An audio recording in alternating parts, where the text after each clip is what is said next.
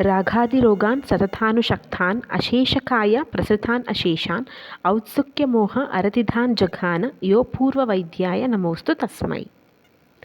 ರಾಗಾದಿ ರೋಗಗಳು ಯಾವಾಗಲೂ ಮನುಷ್ಯನನ್ನು ಬೆಂಬಿಡದೆ ಕಾಡುವಂಥವು. ಹಾಗೆಯೇ ಇವು ದುಃಖ ಕಾರಣಗಳು ಕೂಡ ಹೌದು.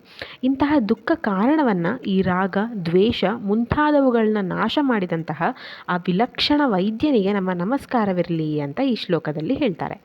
ಹಾಗೆಯೇ ಈ ರಾಗ, ರೋಗ, ಮೋಹಗಳು ಇಲ್ಲದೇ ಕಾರ್ಯ ಅಂತಂದರೆ ಓದುವುದರಲ್ಲಿ ತೊಡಗೋಣ ಅಂತಲೂ ಕೂಡ ಹೇಳ್ತಾರೆ. ವಿಘ್ನವಿಲ್ಲದೆ ಗ್ರಂಥ ಸಮಾಪ್ತಿಯಾಗಬೇಕು ಅಂತ ಆರಂಭದಲ್ಲಿ ಮಂಗಳಾಚರಣೆ ಮಾಡಿ ಅದರಲ್ಲಿಯೇ ಅನುಬಂಧ ಚತುಷ್ಟಯ ಅಂದರೆ ವಿಷಯ, ಪ್ರಯೋಜನ, ಅಧಿಕಾರ ಮತ್ತು ಸಂಬಂಧಗಳನ್ನ ಸೂಚಿಸಿದ್ದಾರೆ. ಈ ರೋಗಗಳು ಯಾವಾಗಲೂ ಇರೋದಿಲ್ಲ, ಎಲ್ಲ ಜನ್ಮದಲ್ಲೂ ಕೂಡ ಇರೋದಿಲ್ಲ. ಹಾಗೆಯೇ ಎಲ್ಲ ರೋಗಗಳು ಒಮ್ಮೆಲೆ ಬಂದುಬಿಡಲ್ಲ.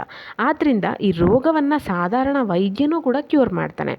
ಆದರೆ ಈ ಶರೀರವನ್ನೇ ವ್ಯಾಪಿಸಿರುವಂತಹ ಈ ರಾಗಾದಿ ಅಂದರೆ ಕಾಮ, ಕ್ರೋಧ, ದ್ವೇಷ, ರಾಗಗಳು ಮುಂತಾದವುಗಳನ್ನ ದೇಹದಿಂದ ದೂರ ಮಾಡುವವನೇ ಅಪೂರ್ವ ವೈದ್ಯ ಅಂತಲೂ ಈ ಶ್ಲೋಕದಲ್ಲಿ ತಿಳಿಸಿದ್ದಾರೆ.